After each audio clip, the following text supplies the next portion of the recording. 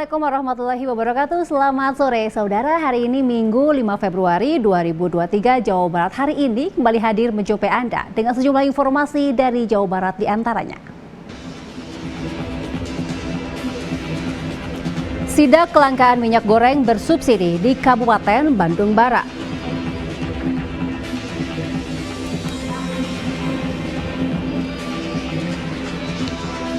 Dinas Perdagangan Kabupaten Tasikmalaya akan turunkan tim untuk memantau harga beras.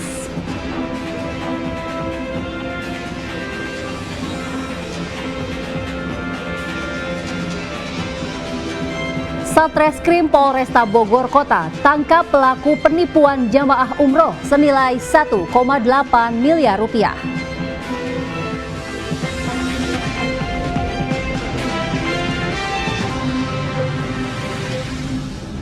Dan kami juga akan menyampaikan beragam informasi lain dari Jawa Barat. Bersama saya Hanifah Paramita, inilah Jawa Barat hari ini selengkapnya.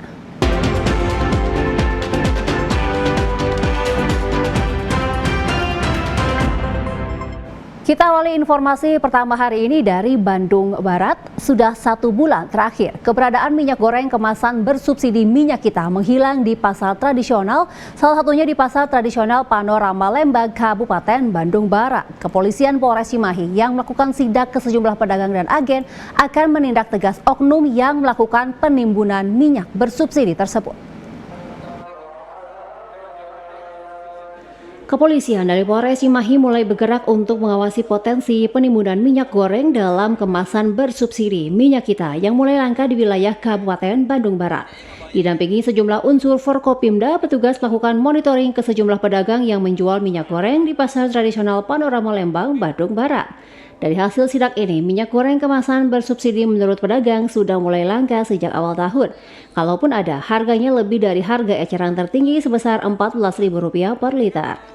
Hilangnya minyak goreng bersubsidi membuat masyarakat mulai kembali lagi beralih ke minyak goreng curah yang harganya Rp16.000 per liter. Kita kan dulu ya di masyarakat karena murah. Sekarang harganya dari sana udah murah. Kalau stok minyak kita sendiri ada nggak, Bu? Udah nggak ada. Udah nggak ada. Udah berapa lama, Bu? Dari awal tahun ya. Udah awal tahun. Kapolres Cimahi AKBP Aldi Subatono mengatakan untuk mengawasi potensi penimbunan pihaknya sudah bekerja sama dengan pemerintah daerah yang telah membentuk tim untuk melakukan pengawasan. Jika ada oknum yang melakukan penimbunan akan dilakukan penindakan secara tegas. Untuk minyak sama, tadi kita mengecek harga relatif masih stabil, namun demikian untuk mengantisipasi penimbunan kami Polres Cimahi sudah bekerja sama dengan Pemko dan Pemda, tentunya sudah ada tim yang terus mengawasi jangan sampai nanti terjadi penimbunan. Pada sidak ini, polisi juga menemukan harga berkas yang mengalami kenaikan harga dari awalnya Rp11.000 kini menjadi Rp13.000 per kilogram. Kenaikan harga beras ini dipicu karena para petani yang mengalami gagal panen dampak cuaca ekstrim. Dari Kabupaten Bandung Barat, Agung Jaya Permana melaporkan. Sementara itu, para pedagang mulai mengeluhkan langkanya pengiriman minyak goreng kemasan yang dikirim produsen, sehingga harga minyak goreng curah ikut merangkak naik di atas HET.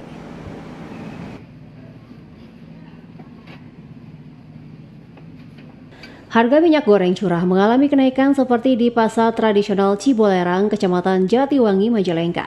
Harga minyak goreng curah yang normalnya dijual Rp14.000 hingga Rp15.000 per kilo, kini dijual Rp16.000 per kilogram.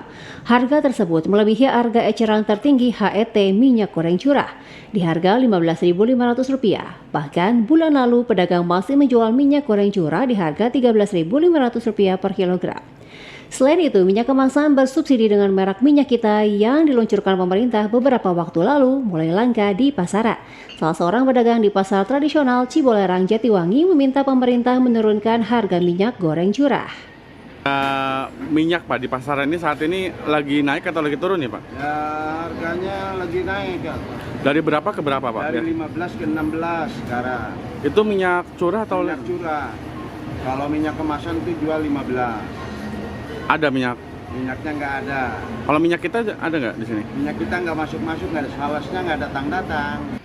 Sejumlah pedagang pun akhirnya hanya menjual minyak goreng curah karena dinilai lebih murah dan banyak dicari warga, termasuk para pedagang gorengan. Edward Spandi, TVRI Jabar melaporkan. Dinas Perdagangan Kabupaten Tasikmalaya akan menurunkan tim untuk melakukan pemantauan harga beras di pasaran. Jika ditemukan ada distributor yang menjual beras di luar batas harga eceran tertinggi, Dinas Perdagangan juga akan berkoordinasi dengan Satgas Pangan yang melibatkan unsur aparat penegak hukum.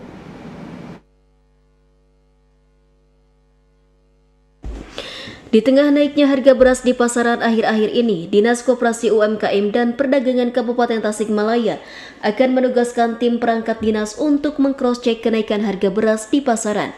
Pasalnya, Pemkab Tasikmalaya mengklaim bahwa secara umum beras di Kabupaten Tasikmalaya saat ini sedang surplus. Jika pada akhirnya ditemukan ada distributor yang menjual beras di luar batas harga eceran tertinggi, maka Dinas Koperasi UMKM dan Perdagangan Kabupaten Tasikmalaya akan berkoordinasi dengan Satgas Pangan yang melibatkan unsur aparat penegak hukum untuk melakukan proses penyelidikan dan penindakan. Kita juga mulai kemarin sudah menugaskan perangkat dinas untuk meng-cross-check kebenaran harga itu. Nah, kalau suplai dari distributor atau apa kendalanya itu kita dalami di luar batas harga. Untuk memantau peta masa panen padi, Dinas Koperasi UMKM dan Perdagangan Kabupaten Tasikmalaya saat ini sudah berkoordinasi dengan Dinas Pertanian, termasuk peta penyebaran beras baik di dalam maupun dari dan keluar wilayah Kabupaten Tasikmalaya, sehingga perkembangan harga di pasar bisa terpantau. Dari Kabupaten Tasikmalaya, Yudi Irawan, TVRI Jawa Barat melaporkan. Sementara itu, lonjakan harga beras terjadi di Kota Cirebon. Distribusi pasokan beras yang terganggu di tingkat agen membuat harga beras terus melambung tinggi.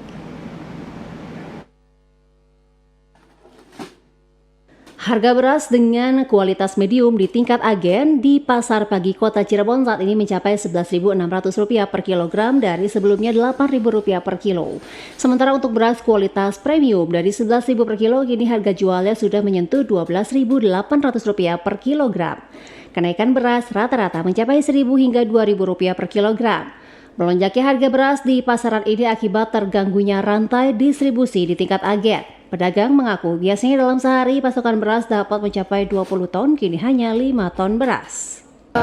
Normalnya kan paling mahal waktu dulu banget kan 10.000 ya. 10.000. Sekarang tuh dari bulan kemarin, 5 bulan kemarin itu melonjaknya tuh 200. Jadi sampai batas 11 itu paling murah. Naiknya harga beras ini juga berdampak terhadap daya beli masyarakat yang menurun. Pedagang hanya bisa berharap pasokan beras bisa aman dan harga bisa kembali normal. Dari Cirebon, Makun Hamdallah, TVRI Jabar melaporkan. Beralih ke informasi lainnya, satu unit minibus terjun ke halaman sebuah villa yang posisinya 3 meter lebih rendah dari jalanan di Kampung Nyempet, Desa Campaka Mulya, Kecamatan Cimaung, Kabupaten Bandung. Akibat kejadian ini, 5 orang mengalami luka-luka.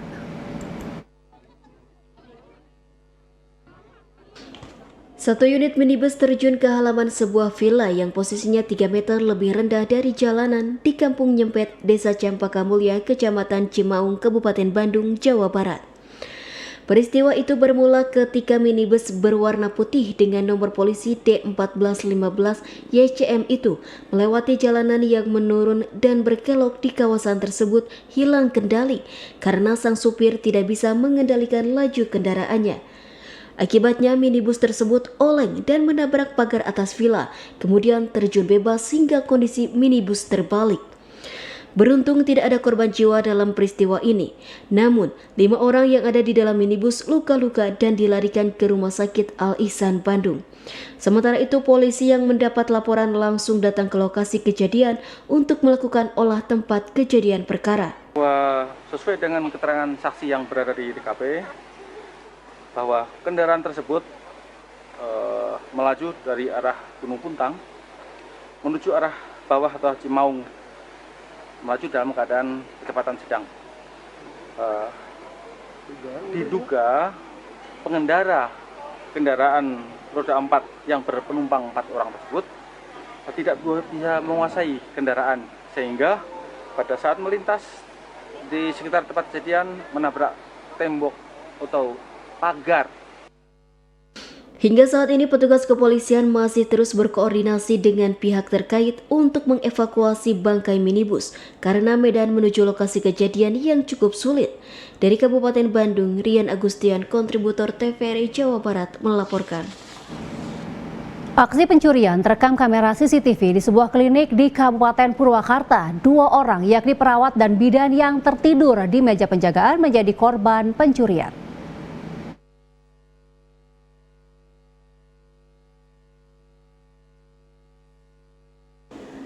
Dalam rekaman CCTV yang dipasang di salah satu klinik di Desa Cianting, Kecamatan Sukatani, Kabupaten Purwakarta menggambarkan jelas gerak-gerik para pelaku. Berawal dari mobil hitam yang digunakan pelaku melaju dari arah Bandung menuju Jakarta di ruas jalan utama non-jalur nasional.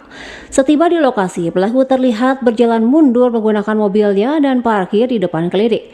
Kemudian satu persatu para pelaku turun kemudian masuk melalui ruang IGD. Pelaku terus mengawasi setiap sudut ruangan dan kemudian melihat kedua penjaga tengah tertidur di balik meja penjagaan, yaitu perawat dan bidan.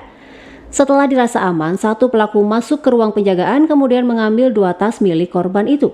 Pelaku bergegas kabur ke arah Jakarta. Menurut koordinator lapangan di klinik itu, kejadian terjadi pada pukul 3.30 waktu Indonesia Barat. Kemudian kedua korban terbangun pukul 4.30 dan mendapatkan tasnya hilang. Di dalam tas terdapat uang tunai ratusan ribu, telepon genggam, dan surat-surat berharga. Tepatnya jam 3.52 menit, ada mobil Avanza warna hitam melaju dari arah Bandung ke Purwakarta. Dari CCTV kelihatan mobilnya udah lewat ke sini, cuma ada satu orang yang nengok keluar. Terus dia udah lewat, tiba-tiba mundur lagi ke belakang, terus berhenti di depan ini jalur IGD. Satu orang keluar nggak pakai alas kaki, terus dia tengok masuk lewat IGD, uang, kartu BPJS, KTP, yang satunya lagi STNK. Karena dianggap kelalaian ketika tidur saat penjagaan, maka kedua korban menerima kesalahan dan kehilangan barangnya sehingga mereka tidak melaporkan kejadian ini ke pihak kepolisian. Dari Purwakarta, Alex Supriyadi melaporkan. Ini kita akan segera beralih ke segmen menuju Jabar Juara Lahir dan Batin.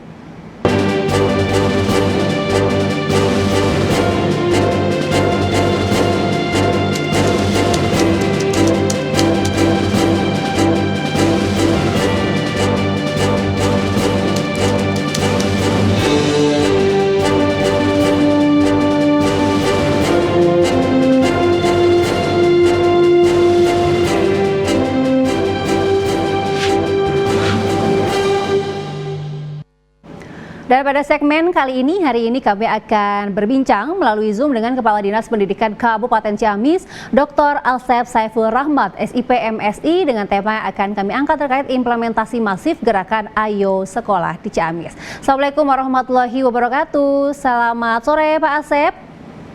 Waalaikumsalam warahmatullahi wabarakatuh. Sore damang Pak Asep.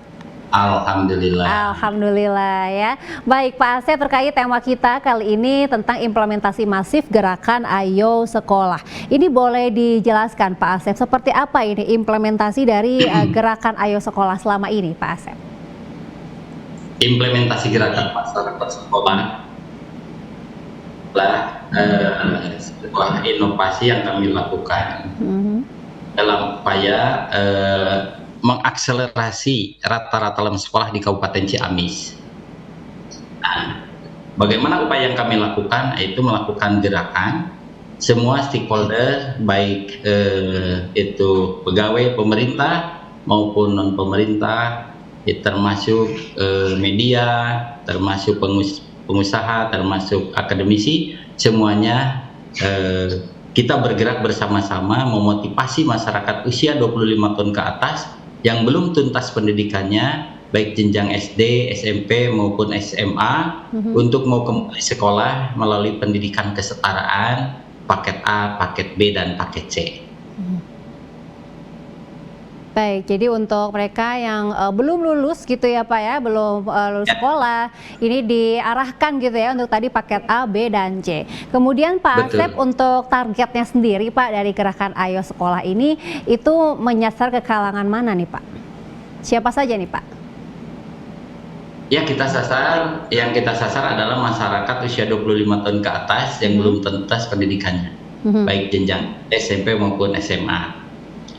Oke, jadi khusus untuk yang di atas 25 tahun ini ya Pak ya? 25 tahun ke atas, betul 25 ya. tahun ke atas, baik. Pak Asep, ini boleh dijelaskan Pak gambaran dari angka putus sekolah di Kabupaten Ciamis saat ini seperti apa nih Pak Asep?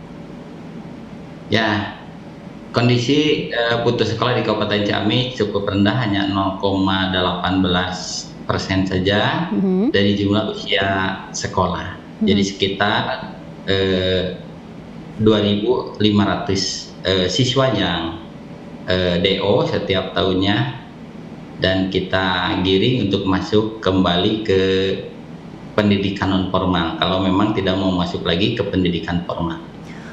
Oke, jadi 0,18% ya Pak Asep, dan DO gitu ya Pak ya. Untuk yang DO ini Pak Asep, alasannya apa nih Pak Asep? Ya, alasannya mereka memiliki keterbatasan di ekonomi biasanya. Yang kedua adalah di sosial, sehingga mereka lebih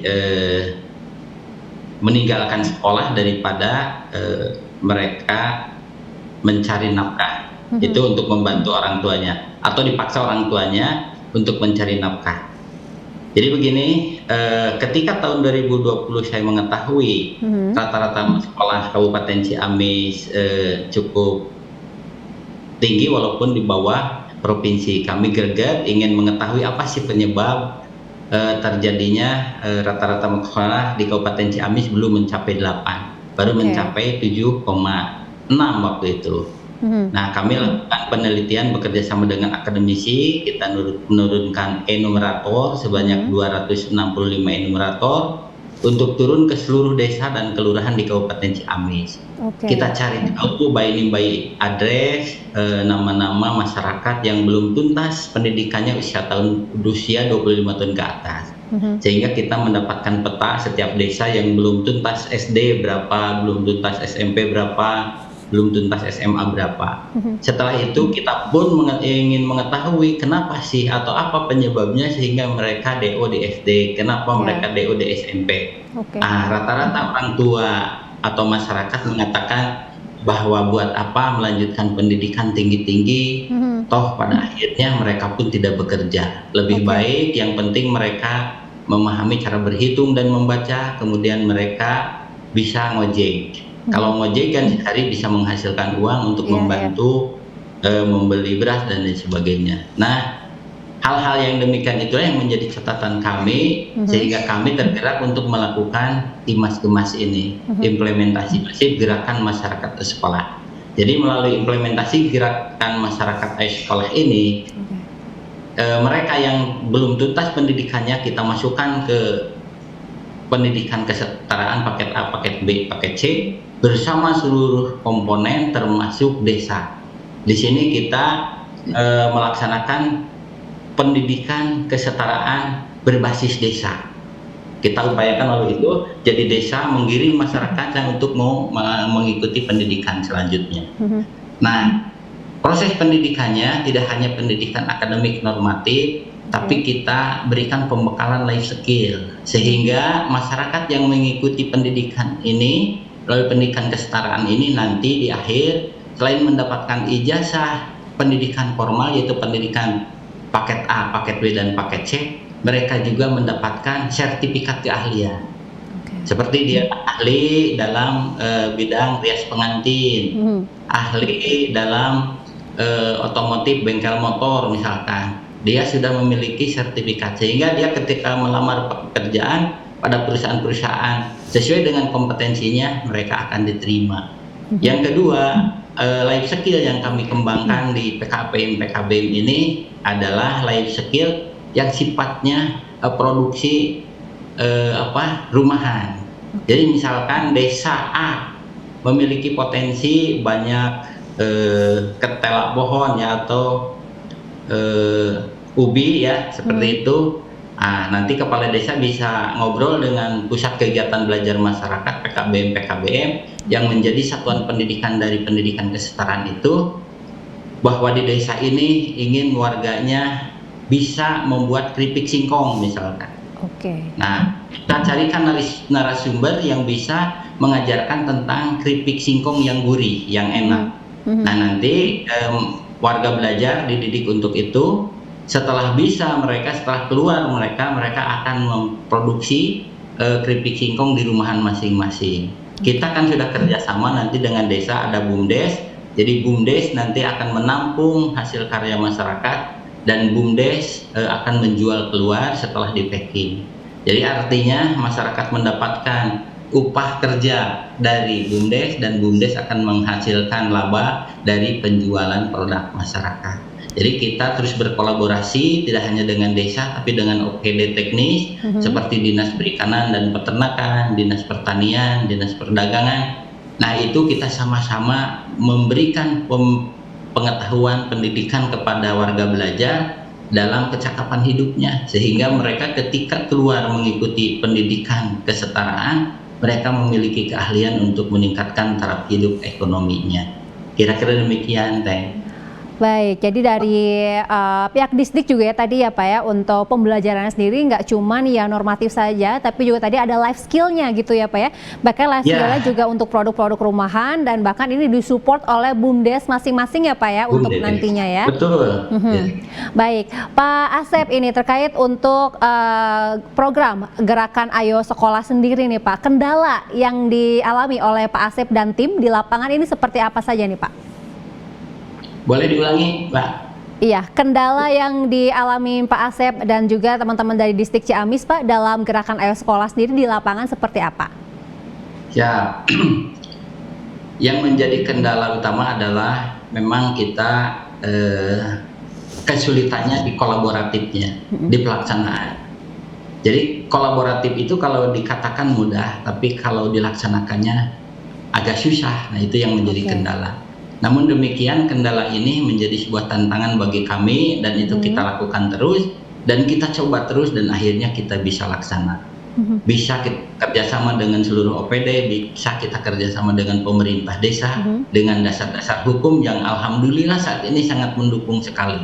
Terbitnya Permendes nomor 8 tahun 2021, terbitnya pemberitaan bahwa pemerintahan desa sangat mendukung sekali PKBM untuk peningkatan sumber daya manusia di pedesaan.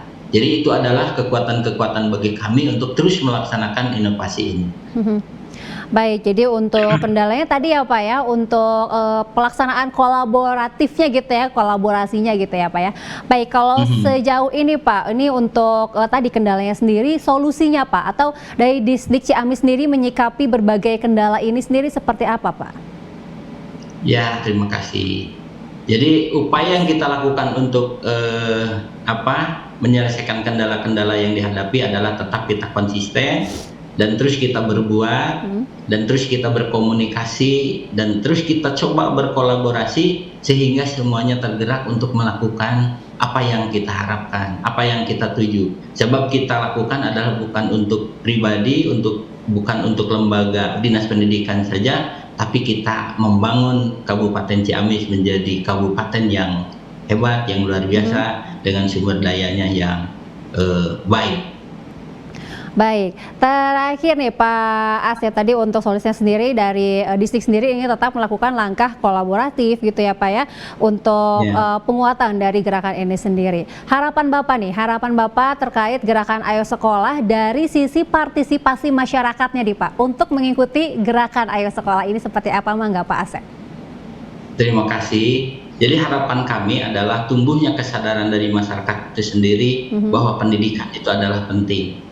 Karena pendidikan itu adalah bukan semata-mata untuk mencari uang, tapi dengan pendidikan kita akan lebih mandiri, kita akan memiliki kemampuan untuk berpikir lebih jauh, kita memiliki cara berpikir yang berbeda, dan tentunya kita bisa berbuat kreasi dan inovasi untuk menghasilkan sebuah karya yang tentunya berdampak terhadap peningkatan ekonomi sesuai dengan visi Kabupaten Ciamis, yaitu mantapnya kemandirian ekonomi, sejahtera untuk semua. Baik, jadi Bapak Asep ini berharap tumbuhnya kesadaran ya Pak ya, khususnya untuk para orang tua gitu ya Pak ya, untuk menyekolahkan anak-anaknya hingga selesai gitu ya, sehingga angka rata-rata lama sekolah ini bisa meningkat di Kabupaten Ciamis ya Pak ya, supaya bisa menumbuhkan generasi yang mandiri gitu ya, dan juga mampu berpikir secara kritis. Baik, hatur nuhun pisan, ini Bapak Kepala Dinas Pendidikan Kabupaten Ciamis, Bapak Dr. Asep Saiful Rahmat, SIP MSI, sudah bergabung bersama kami di Jawa Barat hari ini. Bapak, wassalamualaikum warahmatullahi wabarakatuh Bapak. Wilujeng santai. Waalaikumsalam warahmatullahi wabarakatuh. Terima kasih. Baik. Dan pemirsa, sejumlah informasi lain akan kami hadirkan untuk Anda saat lagi di Antaranya.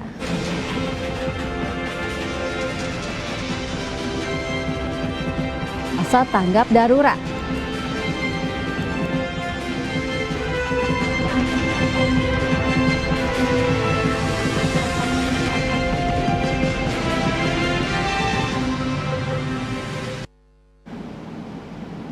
Anda masih bersama kami saudara. Pasca gempa bumi bermagnitudo 4,3 yang mengguncang Garut, Pemkab Garut tidak menetapkan masa tanggap darurat bencana. Pasalnya, aktivitas sesar Garcela di Kecamatan Samarang dan Pasirwangi tidak menyebabkan kehidupan masyarakat terganggu.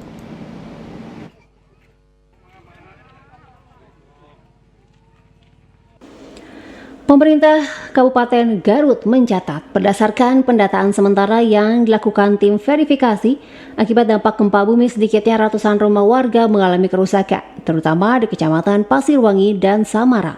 Pemkab Garut memastikan ada sekitar 400 rumah warga di 2 kecamatan mengalami kerusakan yang bervariasi, mulai rusak ringan, rusak sedang hingga rusak berat.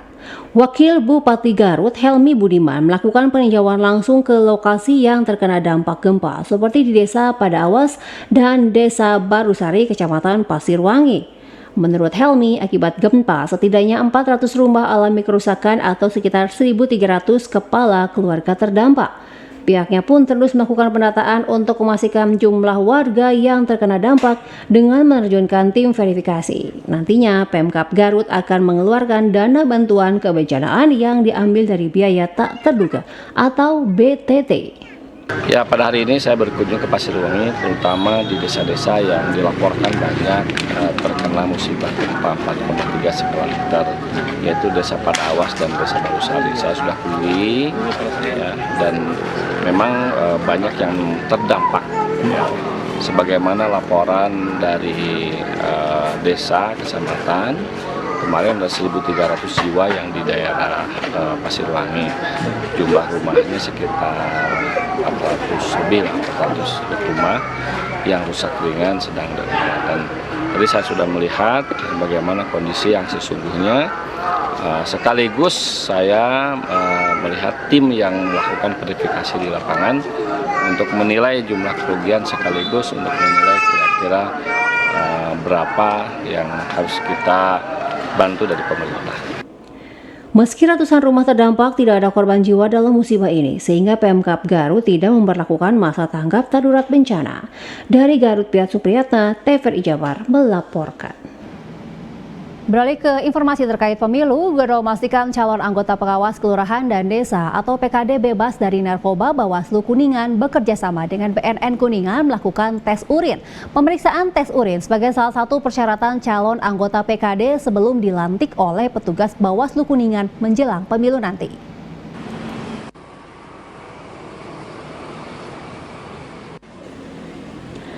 Ratusan calon anggota pengawas kelurahan dan desa di Kabupaten Kuningan menjalani tes urin di kantor Bawaslu Kuningan. Satu persatu calon anggota PKD dites urin oleh petugas BNN Kuningan untuk memastikan para calon anggota PKD bebas dari penggunaan narkoba. Salah satu calon anggota pengawas kelurahan dan desa atau PKD mengungkapkan sejak pagi sudah mengantre untuk dites urin oleh petugas. Tes urin ini sebagai syarat sebagai calon anggota PKD sebelum dilantik nanti. Sebelumnya, untuk menjadi calon anggota PKD harus menjalani tahapan wawancara oleh petugas Panwas Kecamatan. Ketua Bawaslu Kuningan Abdul Jalil Hermawan mengatakan jelang pemilu 2024, selain perekrutan anggota Panwascam beberapa waktu lalu, pihaknya juga merekrut calon anggota pengawas kelurahan dan desa atau PKD se-Kabupaten Kuningan. Tes apa sih lanjutannya? Untuk tes persyaratan PKD. Dari mana? Dari Maleber, Pak. Sebelumnya tes apa aja sebelum jadi anggota PKD? Sebelumnya tes wawancara. Sama apa, Pak? Sudah. Ya. Sekarang tes urin. Tes urin. Ya. Untuk apa sih, Pak, itu nantinya, Pak? Ya. Tes urin ini untuk apa nantinya? Kalau ininya mungkin untuk persyaratan untuk nanti dilantik. Kita sekarang itu lagi perekrutan pemilih pengawas kelurahan desa. Nah, hari ini pengumuman kelulusan di tiap desa itu sudah ada yang diumumkan siapa yang lulus menjadi pengawas desa kelurahan. Persyaratannya sebelum dilantik mereka harus dites urin dulu. Nah, sekarang kami bekerjasama dengan Badan Narkotika Nasional Kabupaten Kuningan menggelar tes urin untuk seluruh peserta yang akan dilantik besok dan tanggal 6. Kegiatan tes urin berlangsung selama 2 hari yang digelar oleh Bawaslu Kuningan bekerja sama dengan BNN Kuningan. Sampai saat ini, hasil tes urin untuk calon anggota PKD tidak ditemukan positif narkoba. Dari Kuningan, Muhammad Samsudin, TVRI Jabar melaporkan. Beralih ke informasi lainnya, Satreskrim Polresta Bogor Kota menangkap seorang wanita yang menjadi pelaku penipuan ratusan jamaah umroh di kawasan Sentul, Bogor. Selain mengantongi uang miliaran rupiah, modus pelaku ini adalah menjanjikan ongkos umroh di bawah rata-rata yakni 5 hingga 12 juta rupiah per orangnya.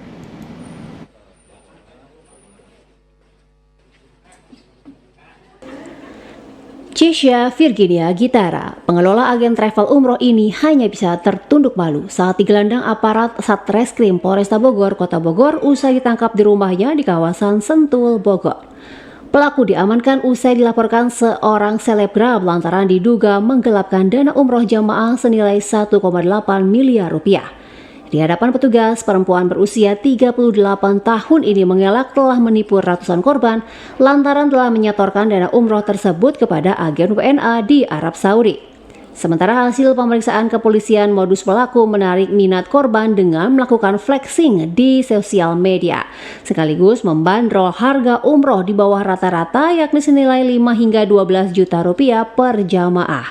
Rencananya para korban ini dijanjikan akan berangkat ke Tanah Suci pada bulan Desember lalu, namun hingga kini tak terrealisasi. Satreskrim Polresta Bogor Kota berhasil mengungkap tindak pidana penipuan dan atau penggelapan jemaah umroh. Kali ini atas laporan yang dilaporkan pertama kali korban kepada Polresta Bogor Kota. Jadi korban ini melaporkan kepada kita, ini membawa 10 keluarga, mengalami kerugian sebesar 200 juta rupiah, yang dijanjikan pada tanggal Desember Desember 2022 kemarin untuk berangkat, tapi tidak berangkat. Donatur yang dari Arab Saudi, kalau dia itu ingin memberangkatkan 150 sampai 200 jemaah dengan dipinta uang 5 juta sampai 5 juta dan 12 juta 500. Dan pada saat itu saya kumpulkan beberapa teman-teman terdekat saya, mengaji saya. Artinya Anda merasa tertipu juga ya? Dan semuanya. Dari tangan tersangka, petugas menyita puluhan paspor, koper, buku tabungan hingga telepon genggam sebagai barang bukti. Akibat perbuatannya, pelaku terancam pasal berlapis yakni pasal 372 Junto 378 tentang penipuan dengan ancaman 4 tahun penjara. Dari Kota Bogor, Andi Firmansyah, TVRI Jabar melaporkan.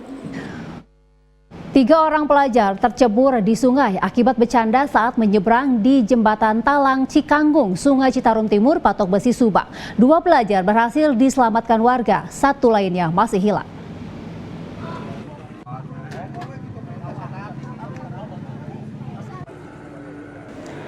Operasi SAR pencarian korban hilang tenggelam terseret arus dilakukan tim SAR gabungan di Sungai Citarum Timur, Patok Besi, Subang. Selain melakukan pencarian dengan bermanuver berputar menggunakan perahu karet, pencarian juga dilakukan dengan penyelaman. Korban tenggelam diketahui bernama Suhenda, 14 tahun, pelajar kelas 8 SMP 4 Patok Besi, Subang. Menurut pihak sekolah, 4 orang pelajar bermain hujan-hujanan dengan menyeberang Talang Cikanggung, Sungai Citarum Timur. Ketika mereka menyeberang, 3 pelajar terpeleset dan jatuh. 2 pelajar berhasil selamat karena bisa berenang dan seorang lagi diselamatkan warga. Sedangkan 1 korban lagi, Suhenda, hanyut terbawa arus dan masih hilang. Ini saya juga dapat laporan dari yang saksi. Jadi anak-anak itu ada yang minta izin pulang ke rumahnya di belakang sekolah. Terus katanya ada bermain dulu sebentar, mau kembali lagi ke sekolah. Bermain di talang yang sana tuh, ada talang. Nah, dia di situ katanya bercanda mungkin atau gimana, kepleset kayak gitu. Jadi 2 orang jatuh. Nah, yang satu itu udah terselamatkan sama warga, yang satu masih belum ketemu gitu. Itu semuanya berapa korban? Yang tercebur 3, yang satu bisa menyelamatkan diri sendiri, terus yang 2 itu, yang satu terbawa arus, yang satu bisa diselamatkan warga, yang satunya belum ketemu sampai sekarang. Sementara pihak BPBD dan tim SAR gabungan yang melakukan pencarian terhadap korban belum menemukan hasil karena kondisi di lokasi gelap dan berbahaya. Pihak BPBD dan tim SAR gabungan menghentikan sementara operasi SAR korban tenggelam. Ya, tadinya sebetulnya anak-anak rutin kadang-kadang main di seberang sungai ini, tapi tadi ketika hujan turun mungkin juga licin, mungkin anak-anak iseng, dan yang satu bisa berenang, yang 2 tidak. Jadi yang jatuh itu 2 orang, yang satu bisa diselamatkan oleh warga sekitar, yang satu sampai saat ini belum ditemukan, dan pencarian sekarang dihentikan dulu karena SOP demikian. Juga hasil koordinasi dengan Pak Kapolsek, Pak Camat, Pak Nabil, bahwa besok hari mungkin pencarian akan dilanjutkan kembali. Pihak kepolisian telah memasang garis polisi di talang air dan akan memagarinya agar tidak kembali memakan korban. Demikian Hadi Ramadhani, TVRI Jabar melaporkan.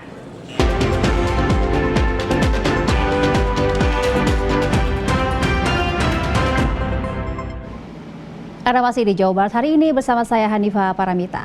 TP PKK Pangandaran memberikan santunan untuk anak yatim piatu serta penyandang disabilitas berkebutuhan khusus pada puncak Hari Kesatuan Gerak PKK ke-50.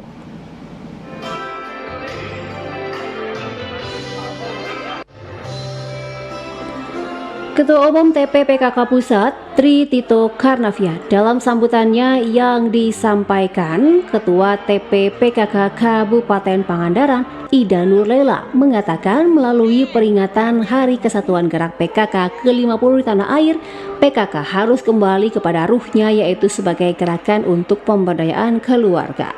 Selain itu, gerakan PKK berpotensi untuk memberdayakan masyarakat seutuhnya. Dengan momentum HKG PKK ke-50, PKK di tanah air harus mampu berfungsi sebagai media untuk mawas diri secara kelembagaan, melakukan evaluasi program, dinamis dan mengikuti perkembangan zaman. Di tempat yang sama, Ketua TP PKK Kabupaten Pangandaran Ida Nurlela mengatakan, para kader PKK di Pangandaran yang tersebar di 93 desa di 10 kecamatan harus selaras dengan kebijakan pemerintah. Hal tersebut bertujuan untuk kelancaran pemerintah dalam menjalankan program pembangunan HKG PKK ke-50 di Pangandaran bertemakan berbakti pada bangsa dan berbakti kepada sesama. Walaupun usia PKK ini di Kabupaten Pangandaran baru 7 tahun, dan berarti alhamdulillah kami telah memberikan pengabdiannya kepada masyarakat Pangandaran lewat pemberdayaan kegiatan keluarga. Jadi minimal ibu PKK di sini hadir, diantaranya adalah memberikan fasilitas atau inovasi kepada masyarakat bahwa harus mandiri dalam ekonomi. Jadi kader PKK mengedukasi ke seluruh warga lewat desa wismanya. Pada puncak HKG PKK ke-50 di Pangandaran, TP PKK Pangandaran memberikan santunan kepada puluhan anak yatim piatu dan disabilitas. Santunan tersebut merupakan bentuk kepedulian TP PKK Pangandaran kepada sesama. Dari Pangandaran, Entang Saifurrahman melaporkan. Beralih ke informasi pendidikan, seiring dengan pesatnya iptek, pengembangan pendidikan di perguruan tinggi mengalami perubahan kurikulum yang disesuaikan dengan perkembangan zaman. Salah satunya metode pendidikan yang dilakukan antara penggabungan antara luring dengan daring.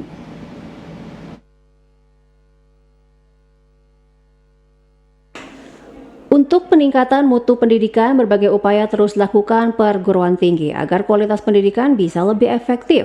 Salah satunya melakukan perubahan kurikulum yang disesuaikan dengan perkembangan zaman. Direktur Kampus UPI Cibiru, Asep Heri Hernawan menyatakan, perubahan kurikulum merupakan kebijakan dari Rektor UPI yang implementasinya sudah mulai dilaksanakan secara bertahap. Menurutnya, dengan penggabungan antara daring dan luring, sarana dan prasarana yang ada di kampus harus memadai. Selain itu, tenaga pengajar dituntut memiliki kreativitas agar penerapan pembelajarannya bisa efektif. Dari hasil penelaahan, memang kurikulum perguruan tinggi sekarang harus mengalami penyesuaian-penyesuaian. Karena tuntutannya juga berubah, sehingga kurikulum juga harus mengikuti perubahan-perubahan tersebut, terutama di dalam sistem penyampaian.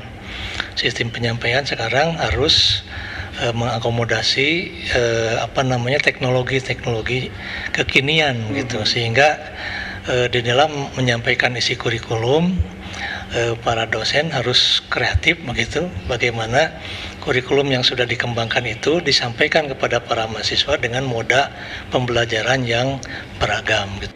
Selain melakukan perubahan kurikulum, dalam implementasinya pengembangan pendidikan di kampus juga akan disertakan dengan program Merdeka Belajar Kampus Merdeka MBKM sesuai yang dicanangkan Menteri Pendidikan. Demikian laporan Nang Herman dan Agung TVRI Jabar. Ya, saudara, minyak goreng bersubsidi merek Minyak Kita langka di pasaran. Kalaupun ada, harganya melambung tinggi. Kelangkaan minyak kita di Jawa Barat pun akan kami bahas dalam sorotan JHI sepekan berikut ini. Minyak goreng kemasan subsidi atau Minyak Kita mulai menghilang di sejumlah pasar tradisional di Kota Bandung. Salah satunya di Pasar Kosambi, Kota Bandung, Jawa Barat. Sudah 2 pekan terakhir Minyak Kita masih sulit untuk ditemukan. Sempat hilang selama 2 pekan, keberadaan Minyak Kita kembali dijual pedagang pasar tradisional Singaparna, Kabupaten Tasikmalaya. Meski pasokan tersedia, harga Minyak Kita justru mengalami kenaikan. 1 liter Minyak Kita dijual Rp15.000–16.000. Padahal sebelum menghilang, Minyak Kita hanya dijual Rp13.500–14.000 per liter. Kelangkaan minyak goreng bersubsidi pemerintah di Kabupaten Subang salah satunya terjadi di pasar tradisional Pamanukan. Di pasar ini, para pedagang sudah tidak lagi menjual minyak goreng murah dengan merek Minyak Kita. Pasalnya sudah sepekan terakhir tidak ada lagi pasokan Minyak Kita ke pasar. Stok minyak goreng kita di sejumlah kios pedagang pasar tradisional di Majalengka mulai menipis. Kelangkaan minyak goreng kita yang terjadi sejak 2 pekan lalu berpengaruh terhadap daya beli konsumen. Akibatnya, para pedagang menjual minyak goreng kita lebih tinggi dari harga eceran tertinggi, yaitu Rp15.000 per pieces. Kelangkaan minyak kita mulai dirasakan para pedagang dan pembeli di pasar tradisional Ciawi Bogor Jumat pagi. Di pasar ini, harga minyak kita melambung menjadi Rp16.000 per liter dari semula Rp14.000 sejak diluncurkan pada Juli 2022 lalu. Di Pasar Baru Kuningan, Jawa Barat, para pedagang mengeluhkan hilangnya peredaran minyak goreng kemasan dari Kementerian Perdagangan, yakni Minyak Kita. Sejak 1 bulan terakhir, pedagang sembako sudah tidak menjual minyak goreng kita karena langka. Meskipun ada, harganya naik mencapai Rp16.000, jauh dari harga eceran tertinggi HET yang ditetapkan pemerintah, yakni Rp14.000 per kemasan. Tentu saja kelangkaan dan mahalnya minyak kita ini menjadi pekerjaan rumah bagi pemerintah. Apabila tidak segera ditangani, pengeluaran untuk kebutuhan pokok masyarakat akan bertambah berat.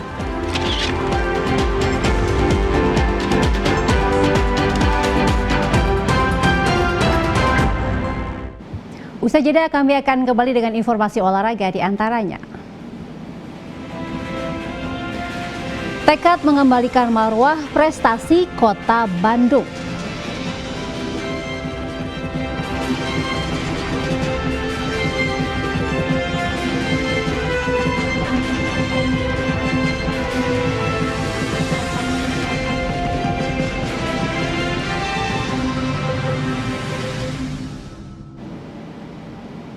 Anda pasti bersama kami, saudara. Mendapatkan dukungan mayoritas cabang olahraga serta tekad mengembalikan marwah prestasi olahraga Kota Bandung menjadi alasan kuat Arief Prasetya maju mencalonkan diri sebagai Ketua Umum KONI Kota Bandung 2023-2027.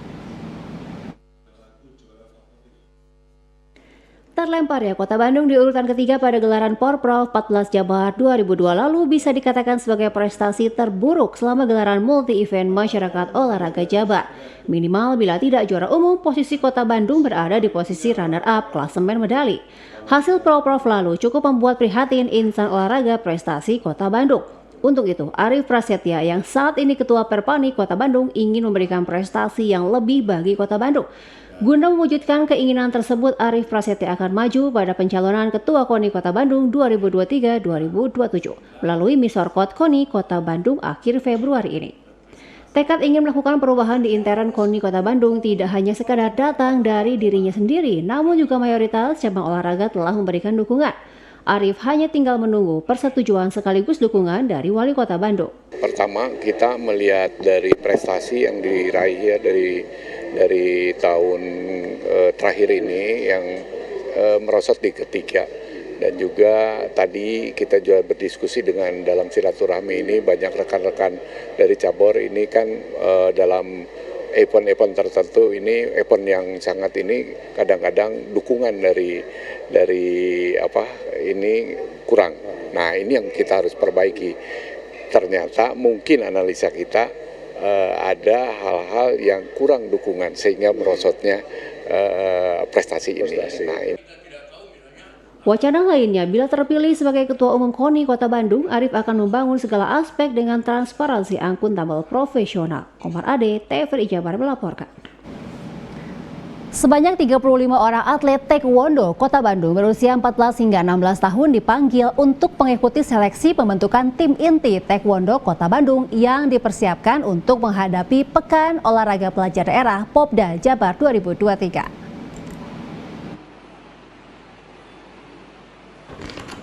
Menjelang pelaksanaan Pekan Olahraga Pelajar Daerah Popda Jawa Barat tahun 2023 yang akan berlangsung pada bulan Juli mendatang, Pengcap Taekwondo Kota Bandung menggelar pelacap pembentukan tim Popda Taekwondo Kota Bandung. Terdapat 35 atlet terdiri dari 26 atlet kyorugi dan 9 orang atlet pomsai yang dipanggil untuk mengikuti pelacap Popda. Menurut pelatih tim Taekwondo Kota Bandung, Nurman Adi Utama, pelaksanaan pelacap Popda dimulai pada pekan ini. Para atlet yang terpanggil akan dilihat kemampuan teknik, fisik, mental, serta perilaku. Dari jumlah 35 orang tersebut nantinya akan dikerucutkan menjadi hanya 20 orang saja. Nurman mengakui masa persiapan kurang ideal, namun dirinya tetap optimis mampu meraih hasil terbaik di Popda nanti. Bahkan Nurman berani mematok target double winner untuk menyandingkan titel juara umum seperti yang diraih tim Kota Bandung di Porprov Jabar ke-14 tahun 2022 lalu. Mulai untuk tim seleksi tim Kota Bandung untuk Popda 2023 yang insya Allah akan dilaksanakan di Bandung antara Juni dan Juli. Latihan hari ini dihadiri oleh tim Pomse dan tim Kyorugi ya. Nurman menambahkan tim pelacap Popda Kota Bandung ini diproyeksikan menjadi pelapis ataupun pengganti dari atlet-atlet senior. Pasalnya, sebagian dari atlet senior sudah tidak bisa lagi mewakili Kota Bandung karena batasan usia yang telah terlewati. Demikian dilaporkan Ahmad Wirahadi, TVRI Jawa Barat. Beralih ke informasi kesenian, upaya pelestarian seni budaya Sunda bagi kalangan anak-anak ditampilkan dalam berbagai bentuk kegiatan oleh guru, siswa, dan orang tua siswa SD Islam Bakti Asih Kabupaten Bandung melalui kegiatan Semarak Bakti Asih ke-8.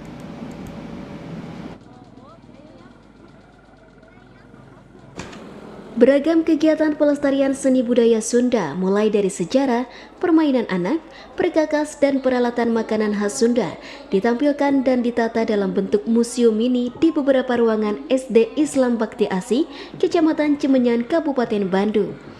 Hal tersebut dilakukan oleh guru, siswa, dan orang tua siswa SD Islam Bakti Asih yang dikemas secara kreatif dan inovatif dalam kegiatan Semarak Bakti Asih ke-8 tahun 2023. Selain itu ditampilkan pula beberapa kesenian Sunda yang dibawakan siswa SD Islam Bakti Asih di atas panggung hiburan serta kegiatan bazar murah.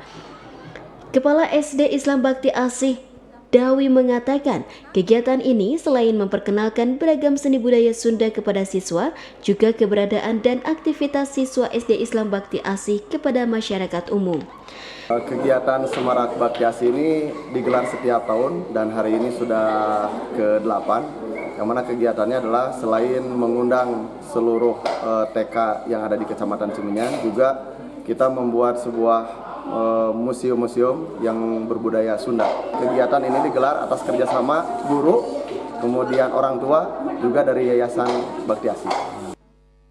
Sementara itu, menurut pelaksana kegiatan Semarak SD Islam Bakti Asih Anna Lisawati, dalam kegiatan ini para siswa mendapat pengetahuan dan informasi mengenai seni budaya Sunda.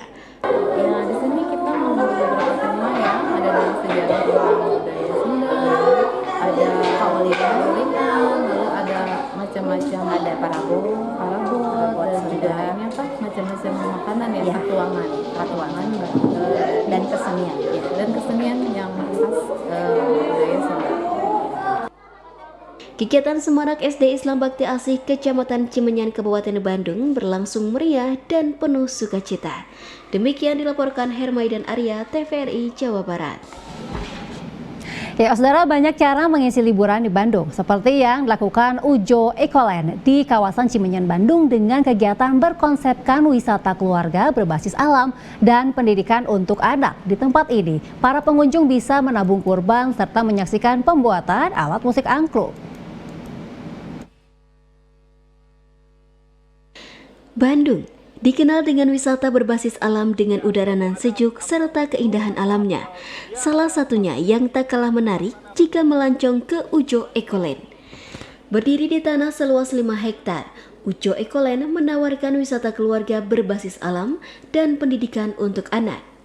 Menurut Direktur Operasional Ujo Ekoland, Satria Akbar, wisata ini lahir dari kerjasama dengan pemerintah Provinsi Jawa Barat untuk melindungi lahan kritis di Bandung Utara. Membuat beragam program-program edukasi yang sasar pasar utama kita adalah pendidikan bagi anak-anak, tapi kemudian dewasa dan lain sebagainya untuk membuat aktivitas-aktivitas yang sederhana tentang pelestarian lingkungan, pengolahan sampah, dan mengarah kepada istilah sekarang itu sirkular ekonomik.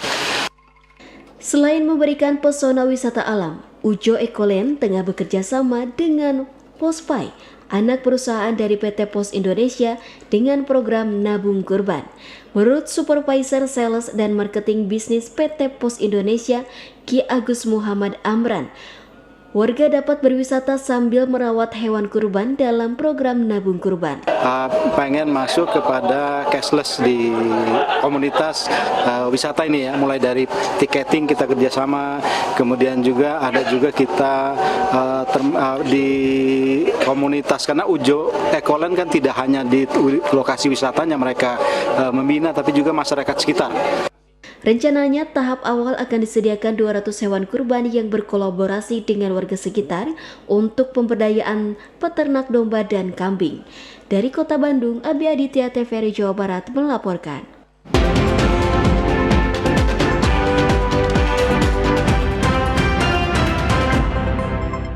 Dan kini kita beralih ke informasi viral. Berita viral mengenai STNK yang mati 2 tahun masih diberikan kesempatan 6 bulan sebelum data dihapus.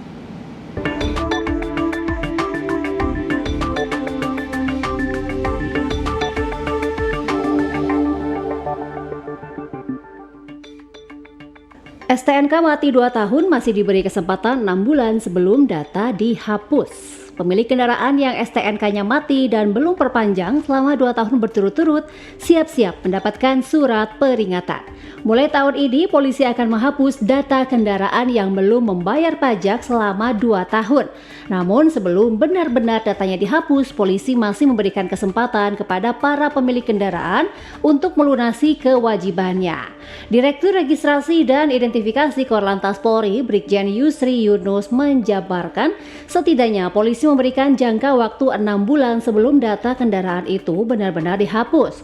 Pemilik kendaraan akan dikirimkan surat peringatan sebanyak 3 kali dengan jangka waktu berbeda-beda.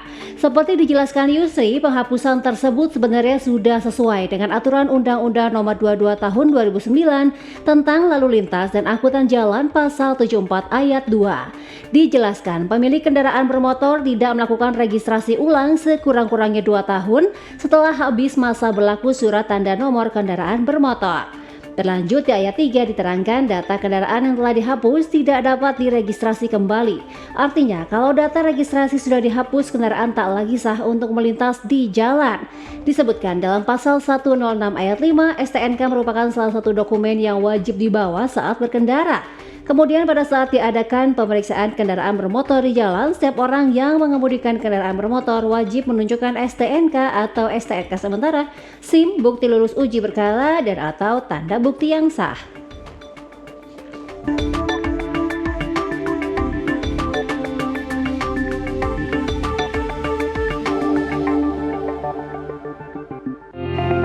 Dan berikut pantauan arus lalu lintas di Kota Bandung.